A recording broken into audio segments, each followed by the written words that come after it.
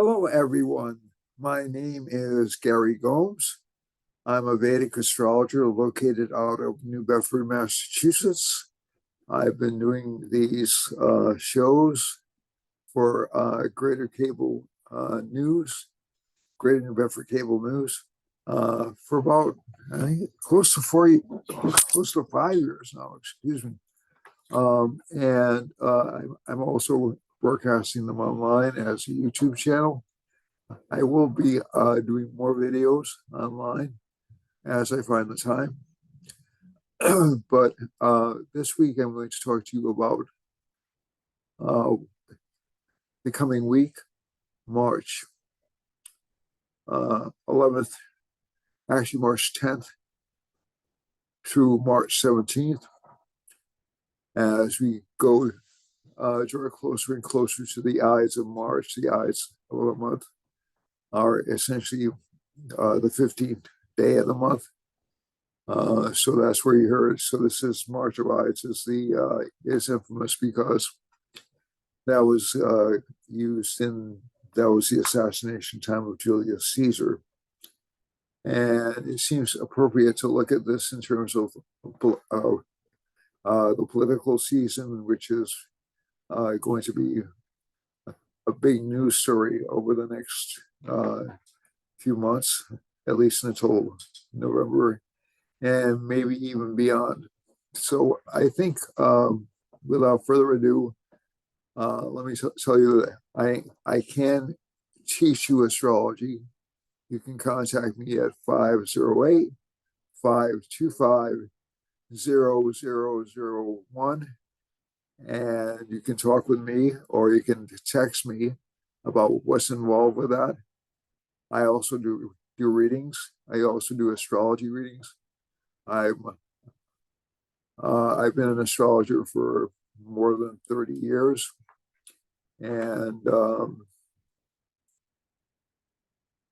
I can do a variety of astrological readings, including birth chart, relationship compatibility, picking events, picking timing of events, and I can meet you on Zoom, and we can talk about your particular needs, and what kind of reading would best work for you. And I also do other things as well, but those are the two main things connected with this particular channel.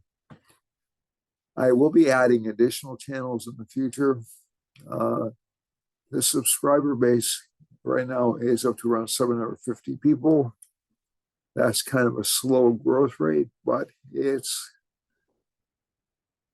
steady. So I'm not really worried that I'm not getting thousands of subscribers. I obviously I would like more, but I think there are some things on my end I have to do in order to increase the traffic. And I would also ask you to contact your friends. If you see this occasionally, please subscribe, like, and comment. I'd appreciate it. And if you have any questions, or if you're an astrologer or interested in any form of esoteric science, please don't hesitate to contact me. We can probably set up a dual presentation on this channel, and I would look forward to meeting you. I'd be very happy to meet you. Okay. So you can email me at garygomesg@gmail.com. That's that's, excuse me, GARYGOMES at gmail.com. Okay. So Gary Gomes G@gmail.com. And again, to repeat the other number, that's my phone number, 508-525-0001. Okay? All right. So it doesn't look like the number transcribed properly, so I'll see the number again. 508 525 0001. Okay, so let's look at the chart for this week, for right now, when we're talking. And it's been an interesting week, hasn't it? So, and I stopped the share and go on a couple of times because I know that first share looks like it went up, so did the second share. But I just want to be triply sure because I have had videos where I've been talking, and all you've seen is my head, like a little box in the corner, like right here, and no chart. So that's kind of depressing. But let's look at this chart and see what it indicates. So we have the first house. So the most important thing about this particular chart, this is taken from March 9th, 11:12 a.m., New Bedford, Massachusetts. And we're going to be talking about this chart today. I may flip to some other charts to look at different countries or look at different people. But so far, I'm going to stick with this one. So as you can see from this chart we have, this is a South Indian astrology chart. That's Pisces, Aries, Taurus, Gemini. Now, there are Indian names for this as well. So that's Meena, Mesha, Rishabh, Mituna. Cancer is Karka, K-A-R-K-A. Leo is Sima, or Sima. Virgo is Kanya. Libra is Tula, or Tula. As T-H-U-L-A or T-U-L-A, depending on how you want to spell it. Scorpio is Vrishika. Sagittarius is Dhanus. Capricorn is Makar. And Aquarius is Kumbha. So those are the Indian names, or the Sanskrit names, technically, for the signs. The planets, so the most important rising sign, the most important part, or the most important parts of a Vedic chart are the rising sign, the sun sign, and the moon sign. So right now, and I usually tend to put the rising sign as being the most important. So we had a Gemini sign rising when I started, and it's still ongoing. And we have the Lord of Gemini is Mercury, which is placed in the 10th house along with Rahu.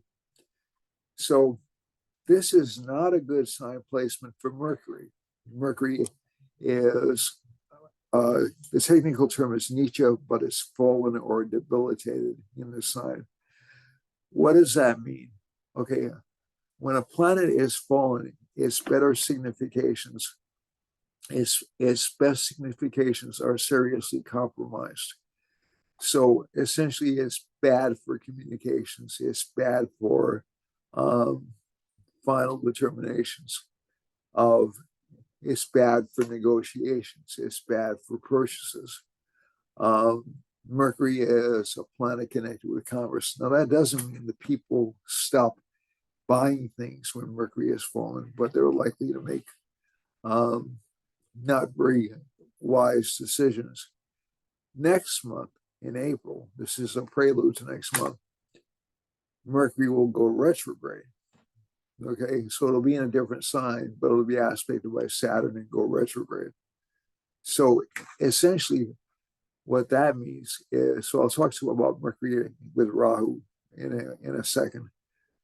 But when Mercury is retrograde, it's not a good time for signing long-term contracts or making final decisions on big purchases. One thing I did learn from a Western astrologer years ago is actually it is a good time for getting bargains. So when Mercury's retrograde, you'll find a lot of things on sale. when Mercury is debilitated, you'll buy a lot of things you don't need, or a lot of things you can't. It's difficult for either communicating exactly what you mean to say, or it'll scramble communication somewhat. So the Mercury Rahu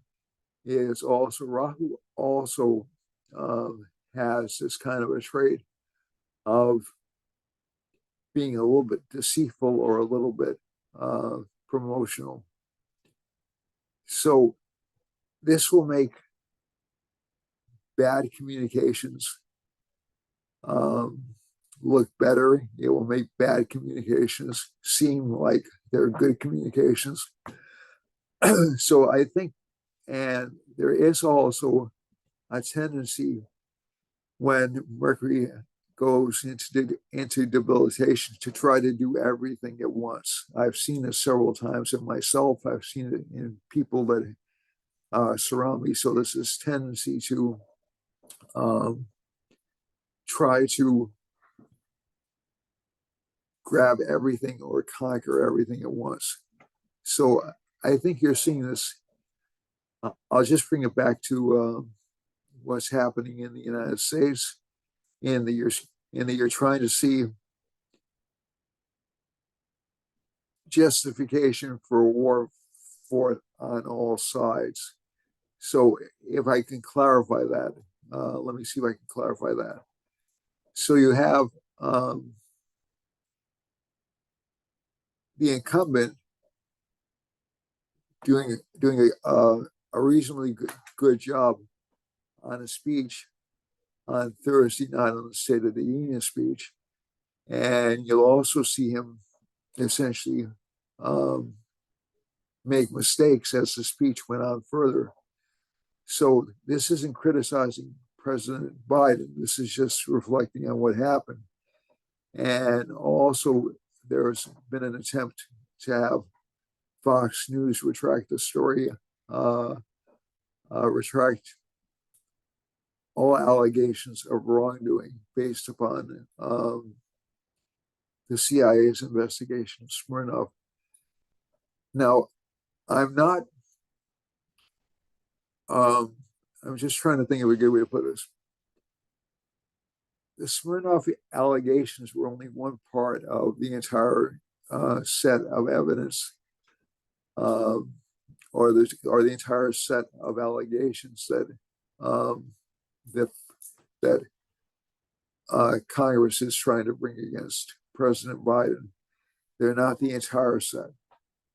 So essentially, if you retract the story, so how this is worded becomes kind of important, because they weren't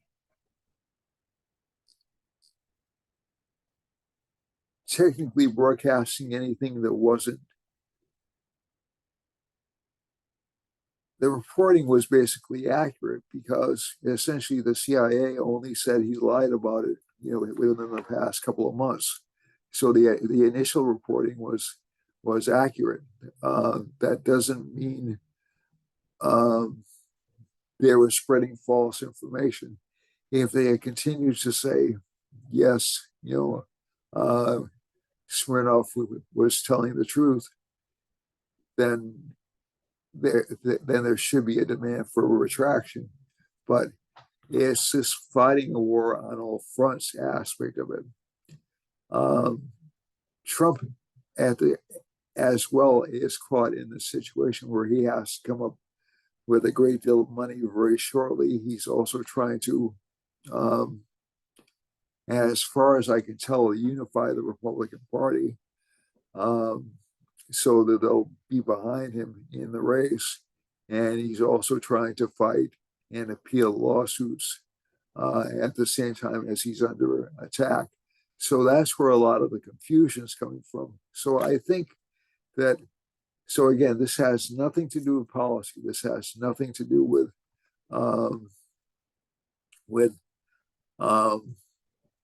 whose side I'm on or whose side I'm against.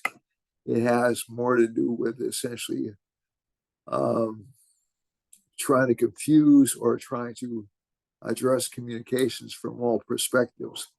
I think the other thing is you're seeing a lot of issues around the world, especially with communications, connected with communications, because Rahu is connected with immigration and with people from other countries. And as I've said many times before, this is not a problem which is unique to the United States.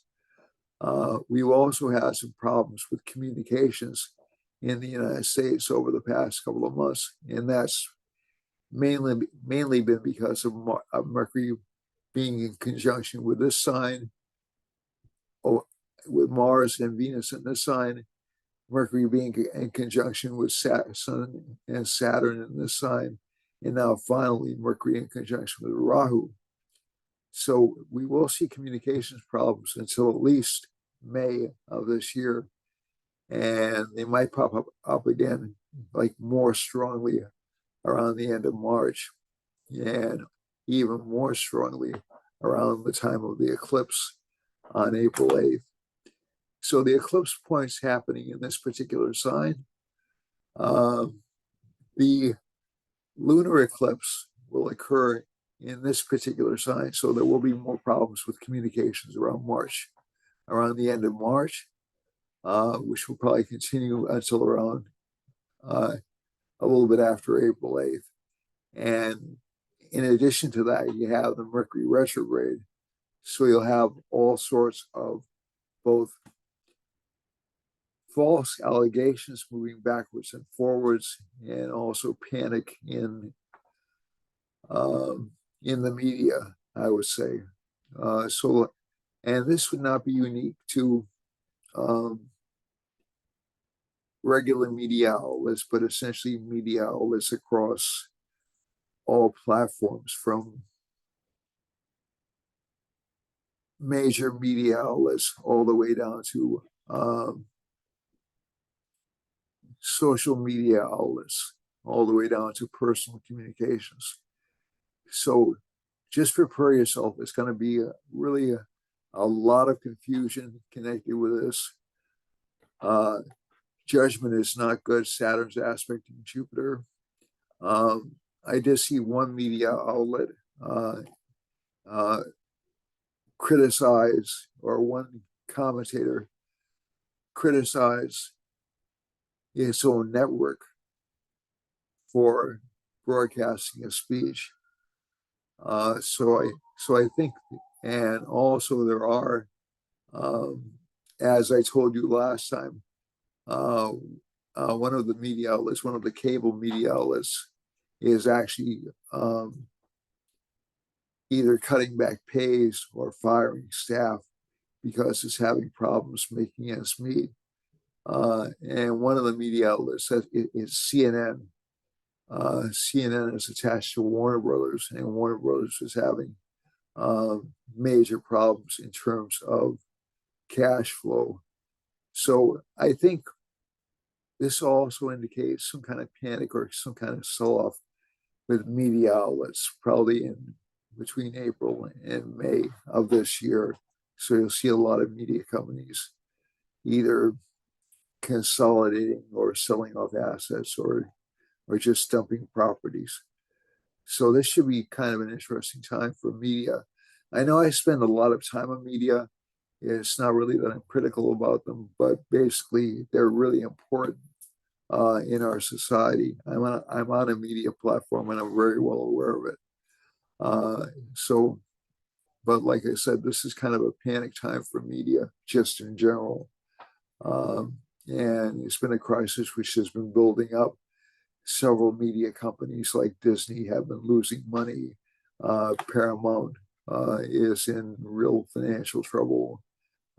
Several others are in financial trouble. I know that X isn't making the amount of money it thought it would at this particular time. So it's not really isolated to any one particular party in this. The other thing that happens when Mercury is debilitated is on an individual level, you have to watch out for skin issues or scares with skin or scares with contacts, so miscommunication, the potential for miscommunication this month is enormous, and especially this week. Mercury's not in conjunction with Rahu. It won't be in conjunction with Rahu for about another 17 days or so, 16, 17 days or so. And it won't be at its deepest debilitation for about another, 23 days or so.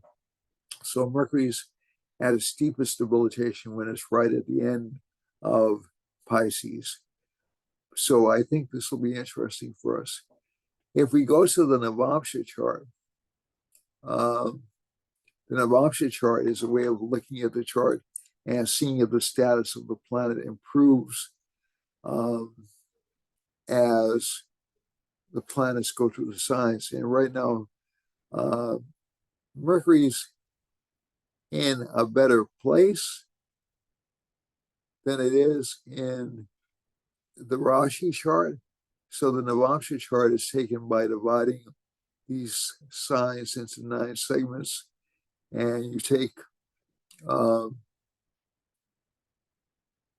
you start from the air sign, if it's an air sign, and the rising sign, and you count based upon where the degree the planet is in, or the rising sign is in the chart, and you count away from that. So this is in the third Navamsha. So it's 3 degrees, 20 minutes for each Navamsha.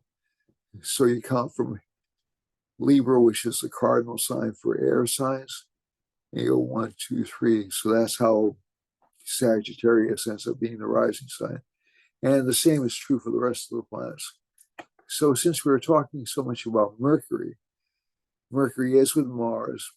So again, there is some form of governmental deception going on, or leadership deception going on, not necessarily just governmental, but leadership deception. And also, the moon is aspecting Mercury and Mars, so it will be very public. I think one of the things, if we take it outside the United States, nobody's really quite sure what the status of King Charles or Kate Middleton are right now, and that's throwing who will be the next, or who will be running, or not running, but who will be the figurehead of England in over the next few years into doubt. And also, there are a lot of governments around the world that look like leaders are in jeopardy. And that's because of populist sentiments. And the moon is connected with the general population, moves in over here. It's in the same sign in both charts. It's in Aquarius. So that means it's essentially it's a more populist oriented sign, less elitist. So this is a little different from Western astrology signification of Aquarius, in which Aquarius is sort of like invention and innovation. But in Vedic astrology, it's more connected with outcasts, or with people who are outside of the caste. One really interesting thing I saw, and it was covered on a lot of YouTube channels, was this book that came out about how poor rural whites were a danger to democracy. And without taking sides on the particular issue, I found one of the interesting things I found was they actually said poor rural whites had a lot of issues they could legitimately be concerned about. So while they were pointing out the danger of poor rural whites, let's say, being called over to negative or undemocratic institutions or methods of thought. I thought that was kind of presumptive, actually, to be honest with you, but but that's just my opinion. They were also saying they have reason to be upset. Okay, for various, they have various economic reasons to be upset. So I think that's one of the more interesting things you're going to see over the next few months. It isn't everywhere, but I have seen the electorate attacked pretty much the same way as I've seen audiences attacked for not attending movies, which is really sort of like maybe not the smartest strategy to engage in. But again, like I said, it's sort of like swinging back and forth. And so let's look at commerce. Commerce is still going to be tight. The inflation rate is down a bit, but again, it's stopped at a fairly high level. And I think you're going to see more inflation in April and more inflation in May, and if possible, economic downturn in April, but almost definitely in October. The other thing is you have Mars aspecting Jupiter, so there is basically, I would call it a position of so essentially what's causing the population to be under attack is the Saturn Moon conjunction, and the people who are our guides or our leaders, our intellectual leaders, are essentially being very stupid right now. That's really the only way I can put it. I understand why they're taking the positions they're taking, but they're really being very unwise in the way they're presenting themselves. And they're in attack mode because Mars is in its exalted sign, close to its highest degree of exaltation. And you'll start to see probably some breakthrough, or maybe the start of some violence within about a week and a half. Now, that doesn't necessarily mean it'll be in the United States, but this is attacking, this will be in the United States moon sign. So I can't help but think that's going to happen just a little bit. You're going to have a cluster of planets in about 5 days in about 10 days of Mars, Saturn, and Venus in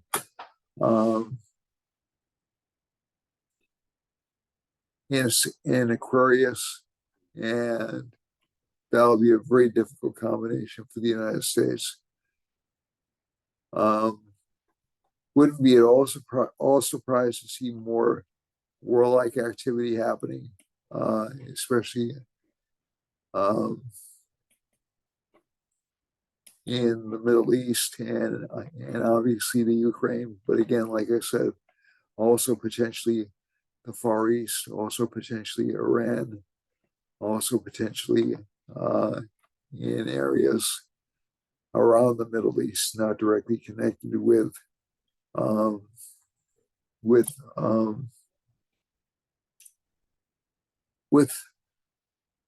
the Israeli conflict. Also, I don't know if you've been following the news lately, but Haiti, I actually think I misread the chart last week. I saw problems in, I thought in the Dominican Republic. There was actually a jailbreak in Haiti, and essentially the prisoners are threatening the government. The prisoners who escaped in the jailbreak are threatening the government. So that was accurate, but I just really, Haiti and Dominican Republic are right next to each other. I think I just got the wrong line. So over here, so let's look at illnesses, um, viral illnesses, mainly stomach illnesses, digestive illnesses. Some problems with lungs, but not really as severe or as desperate as the COVID epidemic. And I would tend to say this will be more waterborne illnesses and more digestive illnesses. So be careful what you eat when you go out to eat. Um, let me just see here. All right, so let's go to the actual chart for the signs. I'll try to cover these a little bit more quickly than I normally do. Not because you as individuals are unimportant, but there's a lot of repetition in this chart, in these charts. So essentially, we'll start with Aries, which is where I always start. Aries has Jupiter in the first house. It's in the middle of the sign, so it's strong. So this sign's judgment is good. However, it is blocked a little bit, almost by exact degree, by Saturn and also by Mars. So it'll make this sign a little bit impulsive, impetuous, a little bit quick to anger. Cases in the sixth house have to watch out for illnesses, as I said before, especially intestinal illnesses. Mars is in the 10th, good for career. This combination, the 11th, is good for business gains, but slow. And Rahu, again, expenses, especially connected with desires and impulse buying. Okay. Second house Lord is, Taurus Lord is Venus. Venus is in the 10th house in the chart. So actually somewhat good for career, excuse me. And Rahu is in the 11th house. You'll get some recognition. Jupiter's in the 12th. Again, not good for financial resources, although it's the 8th house Lord in the 12th, so that's not quite bad. But also gains from work will be spent rather quickly. That's sort of like a side effect of this combination. Not a lot happening in terms of this side of the horoscope, except that children will seem to be a little bit more prone to illness than normal and a little bit more sad than normal. Gemini has Mercury is Lord in the 10th house, so this sign will seem like it has a lot of things going on all at once. Okay, so there'll be a lot of rush to get things done. K2's in the 4th. That will give this sign a lot of detachment from home life, a lot of lack of desire for buying new things. 5th house Lord is Jupiter, is in the 9th house, which is good for increasing luck. But again, Venus is obstructed by Saturn to a certain extent. And Mars aspects Jupiter. So you should be able to achieve some gains from either being more aggressive or being more pessimistic, which may sound counterintuitive, but trust me, that'll work. For Cancer, rising Cancer or Cancer Sun or Cancer Moon, this is July 15th through August 15th. Cancer Moon, the moon sits in the 8th house along with Saturn. This is kind of a difficult transit, the Saturn transit for Cancer. So this sign will feel like it's a little bit locked in or a little bit dedicated to causes it really doesn't care that much about over the next couple of weeks. And also, Mars is in the 7th house, gives better opportunities for getting into fights with relationship partners, although relationship partners will be in better spirits than they have been over the past few weeks, although a little bit aggressive. Career life looks very good for the sign, although it will be a lot of hard work. And luck will have to be something you make for yourself. You'll have to promote yourself and have to promote yourself carefully in a way that you don't lose money. For Leo, Leo has Sun, Moon, Saturn, Venus in the seventh house. So that gives a cluster of planets. So relationship life will be a little bit tough this week. I think you'll see more fights, more arguments. This is sort of like a weak spot in this particular chart.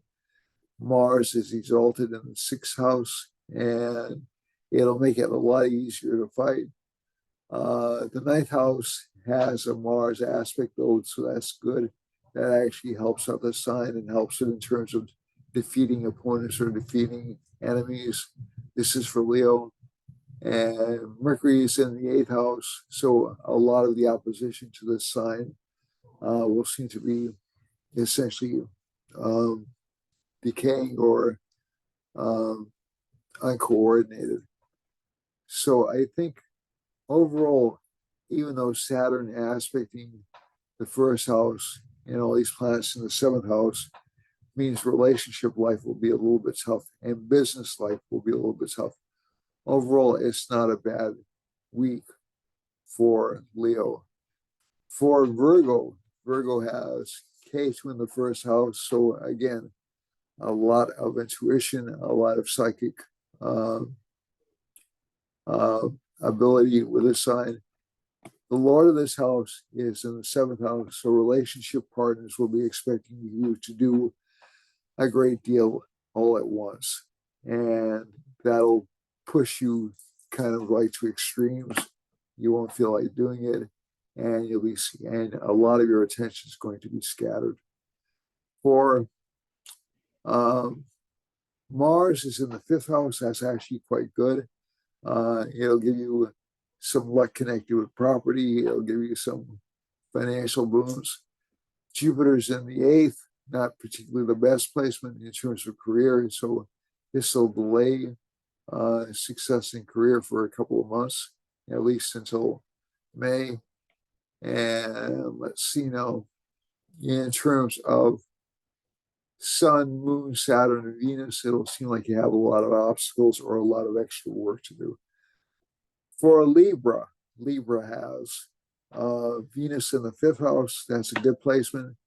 This actually forms a great career gain effort yoga in the chart.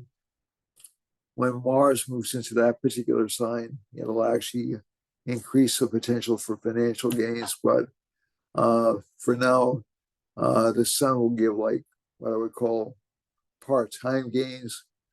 Mars moving into, in about 10 days, Mars moving into Aquarius will give more solid financial gains, especially connected with property.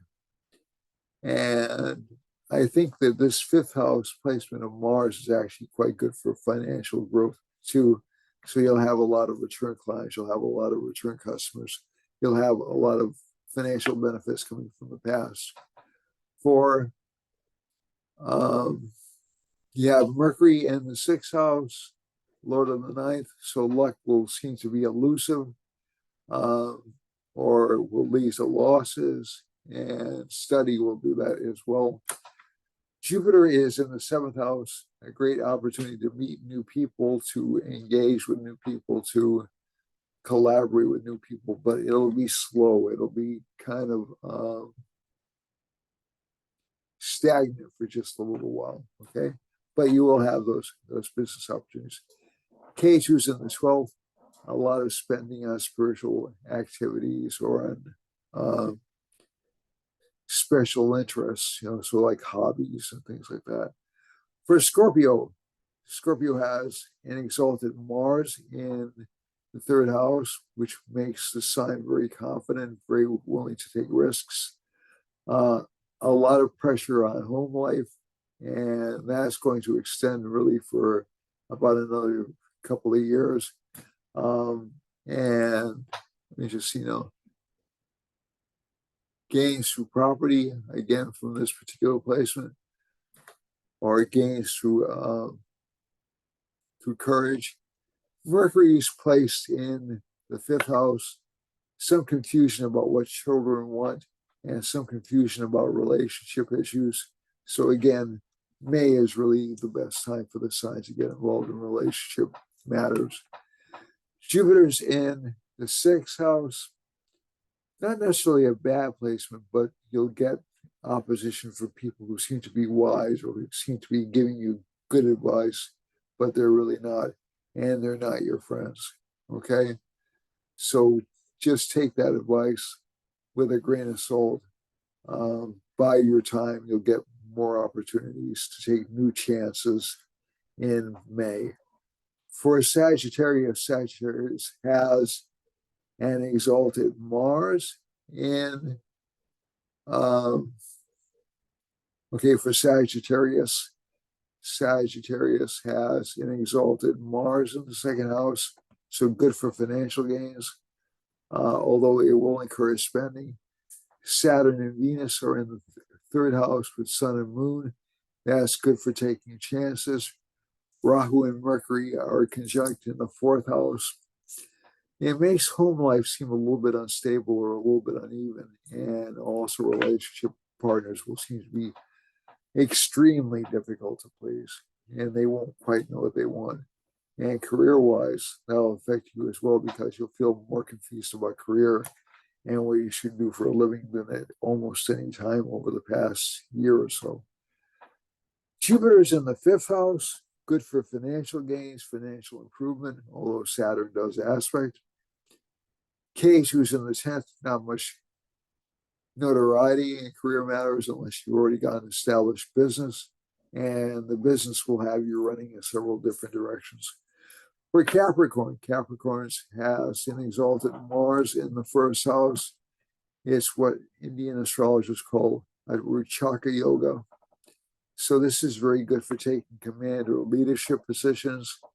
Generals or military people tend to have placements like this, but also sports figures can to a certain extent. Sun, Moon, Saturn, and Venus are in the second house. That's good for financial growth, but again, slowly. Rahu and Mercury being in the third house. Be careful about overextending yourself or putting too much on your plate. Jupiter's in the fourth house, not a bad position. It's the Lord of the third house and the 12th house. So again, watch out you don't overexpend on your home property. And finally, let's go to where Capricorn's ninth house is, and that's Ketu is in the ninth house. So that'll give unexpected breaks or interruptions in work. For Aquarius, Aquarius has Sun, Moon, Saturn, Venus. Is what's called a renunciate yoga. In Indian astrology, we have 4 planets in one sign. So a lot of people with this sign are starting to pull in on themselves. They're not necessarily going to become renunciates of wealth, but they're going to be much more careful in their spending, at least for the next month. It was Shiva Ratri last night. This entire day, by the way, is really good for meditation. So if you want to meditate today, excellent idea to do it. And over the next few days. And that Mercury-Rahu combination in the second house, again, some confusion over money. Jupiter's in the third. Now wanting to rock the boat. Ketu is in the eighth, a good time for meditation, for occult studies. Mars is in the 12th. I'd recommend the sign not invest in new real estate, otherwise it'll lose money. For Pisces, Pisces has Rahu in the first house, so there's some confusion about direction in life for this sign. Jupiter's in the second house, aspected by Mars and Saturn, and that particular combination is good for spiritual activity or working very hard, working both intellectually and physically to advance. So that's good from that perspective. But it's a hard work. We're in hard work times right now. Nothing's going to come easily. Ketu's in the 7th house, so some confusion with relationship partners, We've already spoken about this. Some confusion about home life. Career life, work may seem tough right now, but don't change jobs. Things will get a lot easier within about 2 months where you work. Mars in the 12th again indicates a lot of expenditures on property or cars or vehicles. So that's the signs for this week. Let's look at the time and space chart. Okay, let's see if we can get it up. Okay, so sometimes you'll see me doing different things with this chart than the significations that I read earlier, but that's because Venus is so connected with water, and let me just see now. Venus is connected with water. It's also in this chart connected with Saturn. So again, a lot of land grabbing will continue in Hawaii. Saturn's in the same sign as it looks like the sun. So there'll be government, not necessarily scandals, but government interference with recovery efforts in Hawaii. As we go over here, there aren't many lines passing over here, but that will come more into the public eye. And Alaska and Western Canada will come under more of the public eye. Some scandals in Alaska, down here in this region, and also in Canada, okay, just because of this particular placement. Jupiter's in going through, looks like Arizona down into Mexico, but it's starting up in Seattle, or starting up, excuse me, in Washington State, going through Idaho, going through Nevada and Utah, and New Mexico. I'm sorry, and Arizona, my apologies. And down into Mexico. So this will give some legal disputes in that part of the country, some judgments which will be either questioned or overturned at later dates, some legal questions. And that's mainly because of Saturn and Jupiter aspecting Mars in your chart. And I think one of the things about this particular these particular transits is that Jupiter, if it's afflicted, will not give good judgment. So I think that I think it's good for politicians to visit different parts of the country. Any visits to Arizona or the border will end up being pretty embarrassing. And I'm including that because there's a Mars line and a Jupiter line encapsulating most of the Midwest and the mountain states. So essentially it'll end in Louisiana, but a lot of the mountain states are going to be really unhappy about these Jupiter and Saturn lines, and so will the central states, because it'll cause fights and burns and fires and even earthquakes. Venus is down here, so flooding in, it looks like Canada, all the way down to Florida, all the way down to Cuba, all the way down to, I believe that's Panama, and all the way down to Peru, and governmental disruptions in Venezuela, Guyana, down through Colombia, down through pretty much down through Peru, Bolivia, and into Chile, and into Argentina. So again, we have a new government in Argentina, not surprising. Some governmental interference, or maybe even some governmental takeover in Paraguay, Uruguay, maybe even in Argentina, and Mercury line running through eastern Guyana and down into Brazil and down into Uruguay. I think that's Uruguay. I'm not sure if that's Uruguay or Paraguay. Anyway, I think both states will be affected, and also Argentina will be as well. So there'll be this what I would call panicky communication coming out of those parts of the world. And finally, we have a Rahu line, so there's going to be governmental scandal in Brazil, most definitely. Let's see now, there's a Rahu line passing over, I believe that's Morocco, down into Ghana, and close to Gabon. So you'll see governmental scandals.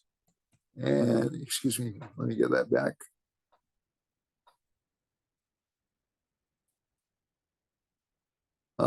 Governmental scandals heading down, even in through affecting Portugal, Ireland, England, even reaching all the way over and encompassing Germany, Norway, Italy.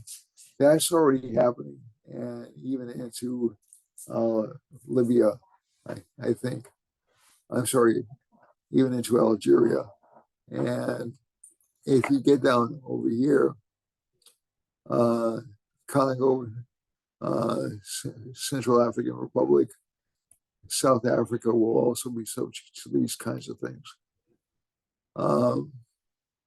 There's a sun line, there's a moon line along with a Saturn line. So this part of the world should expect to see some economic contraction and some protests from poor people or from average citizens. With this Mercury line coming down through down close to Ukraine and Turkey, Western Turkey in particular. I forgot to mention there's a Saturn line going through Turkey, so Western Turkey. So there have been some earthquakes there over the past week. Those will probably continue, but they're not going to hit Istanbul, I don't think, which is really the largest population center in Turkey. Now, again, that doesn't mean that I don't care about anybody else, but Istanbul will largely be untouched. But a lot of the regions around, a lot of the suburbs or smaller cities around it will be affected. This is interesting. This combination over the Netherlands and Germany and Switzerland and Italy fascinates me because it looks like there's going to be some kind of popular uprising or governmental control of that during that particular time. The sun is moving through these states. I've already discussed that. So that can also mean some governmental pressure or governmental shutdowns. And Mercury over here will present some scandals connected with Ukraine, Saudi Arabia, and Sudan. That will also hit Russia and Iran to a certain extent. So there'll be some worries about either money being misspent or political leaders not being entirely honest with people, especially in this part of the world right here. If we go over to, so the next big lines we hit are the Jupiter, is the Jupiter line in India. Tends to indicate a lot more focus on learning, a lot more focus on increasing financial opportunities in India, and a lot more emphasis on Orthodox thought. So India is actually in relatively good shape right now. However, if we go next door So I didn't mention Pakistan and Afghanistan, but they're right next to the Rahu line. So they're going to be in kind of a panic mode too. 4, there's a Mars line running through Ladakh and Tibet, what was formerly Tibet, down into the Indian Ocean and up through central Russia, up through some of the former Soviet republics, like Kazakhstan and Uzbekistan. And I think basically what that means is there'll be fighting, or there'll be a lot of arguments there, maybe even killings. If you have Venus going over this line, relatively good for commerce for Cambodia, somewhat good for Vietnam, somewhat good for Laos and Thailand, and also somewhat good for Russia. Okay, basically, and this sort of corroborates my station.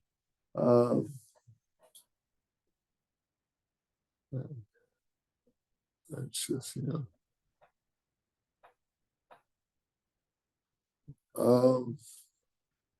so you have, I blanked out there for a second, my apologies. So